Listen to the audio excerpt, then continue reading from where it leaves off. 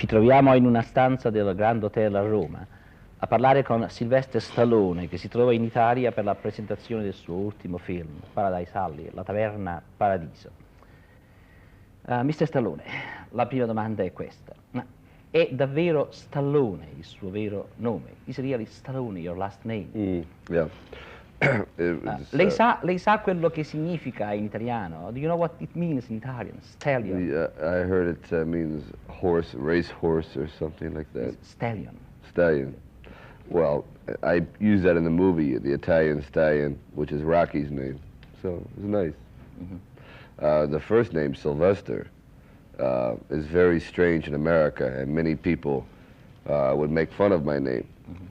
So I never used my name, my first name, for 10 years.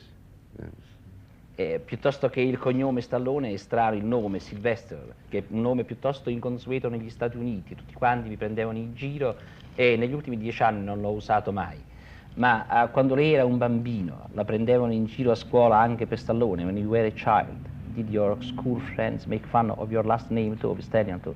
Oh yeah, very much. I was raised with many blonde, blue-eyed children. So I was... Wasp children. Yes, very waspy. So I was discriminated against, and I would get in many, many fights. I've had all my teeth broken. But I don't know, maybe that was good for the way I am now, maybe. But I always had Tough to... guy. I don't know. But I always had to defend myself, always, all my life. Sono stato cresciuto in mezzo a bambini dai lunghi capelli biondi e con gli occhi azzurri, bambini WASP, che significa bianchi protestanti americani. Mi prendevano in giro, mi è toccato fare a pugno un numero sterminato di volte, ci ho rimesso un po' di denti, ma a me ha fatto bene, ha fatto di me l'uomo forte che sono. Mr. Stallone, fino a che punto è autobiografica la sostanza del film Paradise Alley? How far is Paradise Alley autobiografica? How far does it reflect the real life? Well, I was born in that neighborhood in 1946. We were very poor. I never personally knew those characters. I had heard stories about them, and I wanted to kind of pay tribute to my heritage. So I wrote something to make it very colorful and theatrical and not realistic, very realistic, more surrealistic, almost like a dream, and with beautiful colors and beautiful women and tough men. So I took a lot of liberties. It's like my homage to the place I was born. Sono stato cresciuto proprio in quel tipo di quartiere, però quei personaggi non li ho visti, mi sono stati raccontati.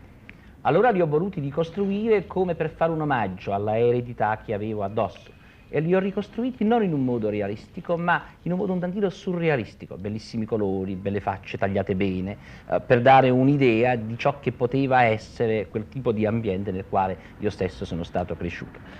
Allora, Mr. Stallone, sia nel suo primo film, Rocky, che forse anche in questo film qui, lei dà l'idea che sia ancora possibile il cosiddetto sogno americano, il sogno di un ragazzo che cresce e arriva al successo. Do you still think there's such a thing as the American dream? Well, I think that it's yes, of course, there's an American dream because it happened to me, it happened to De Niro, it happened to Pacino, it happened to Travolta, it happened to Scorsese and Coppola and many, many Italian Americans because they worked hard and they got that. But what I talk about, I don't think about as just the American dream.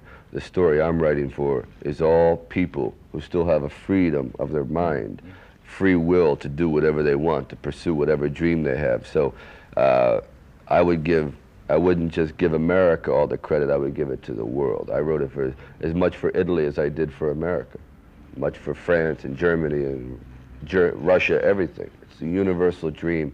Freedom of man is what I'm talking about. Sì, ci credo al sogno americano, del resto io stesso ne sono una dimostrazione, come lo è Al Pacino, come lo è Travolta, come lo è Scorsese, come lo sono tutti uomini che si sono dati da fare e che sono riusciti a realizzarsi nel successo.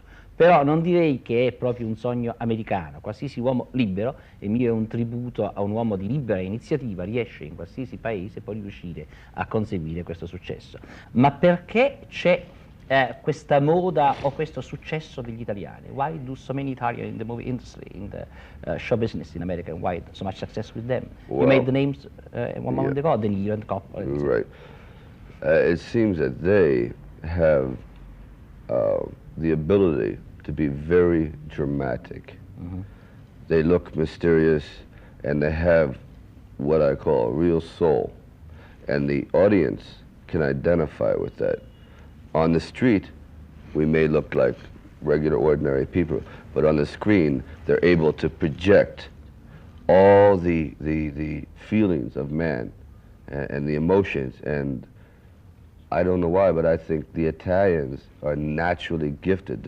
They have got the gift from God of real expression. Allora, vediamo perché gli italiani, De Niro, Coppola, Travolta, eccetera, gli italiani hanno tanto successo in America. Perché sono naturalmente drammatici, perché hanno una vera anima, perché normali come tutti gli altri, quando li si incontra per strada, sullo schermo però sono in grado di raccogliere, di proiettare questo sogno e questa capacità di identificazione degli altri. Ma lei direbbe che non esistono più le discriminazioni che lei subiva da bambino contro gli italiani? Would you say that Italians are no longer discriminated against now? You were a little bit discriminated when you were a child, weren't you? No, there's not much, because the Italians have a great tradition of service for their government in America, very brave, and the stereotype of the mafia is going away because the actors, myself and Pacino and De Niro, we're not playing mafia, gangsters, killers. We're playing sensitive people, boxers, drivers, artists, race car drivers, lovers, and that's showing that all Italian people aren't, crazy with a gun, that they're sensitive artists, and so we've kind of broken away from the stereo completely. Direi di no, dice Stallone, direi di no, non c'è più questo stereotipo dell'italiano mafioso, e in questo ha anticipato una domanda che gli stavo per fare. Non c'è più, anche per merito nostro, di noi attori italo-americani, che non abbiamo più rappresentato sullo schermo l'italiano necessariamente con una pistola in pugno, ma l'abbiamo rappresentato, ci siamo rappresentati per quali siamo, gente dotata di sensibilità, di fantasia, di humor, che vive, è capace di vivere la vita di tutti i giorni.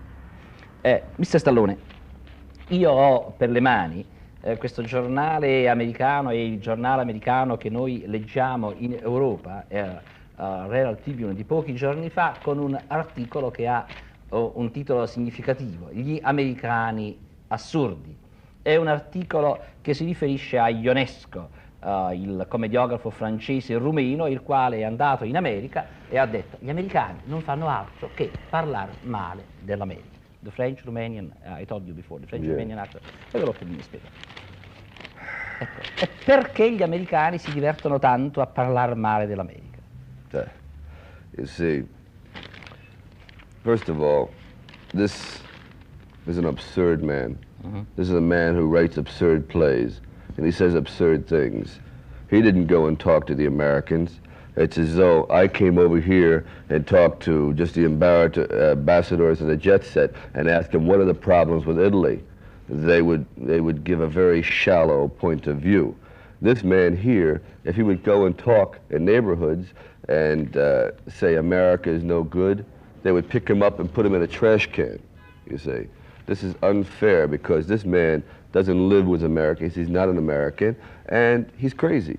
He's basically crazy. We've got problems, no doubt about it. Like every country has problems because of so many people.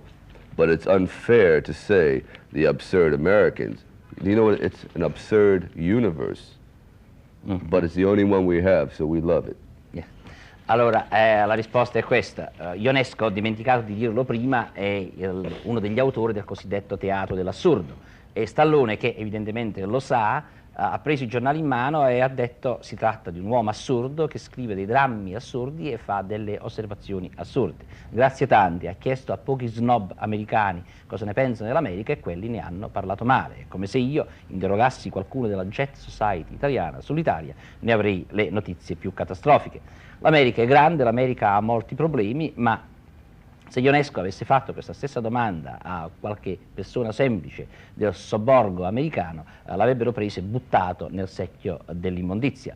È vero che siamo in un mondo assurdo, ma non è soltanto l'America assurda, è tutto il mondo assurdo, ma è l'unico mondo che abbiamo e perciò ci tocca amarlo.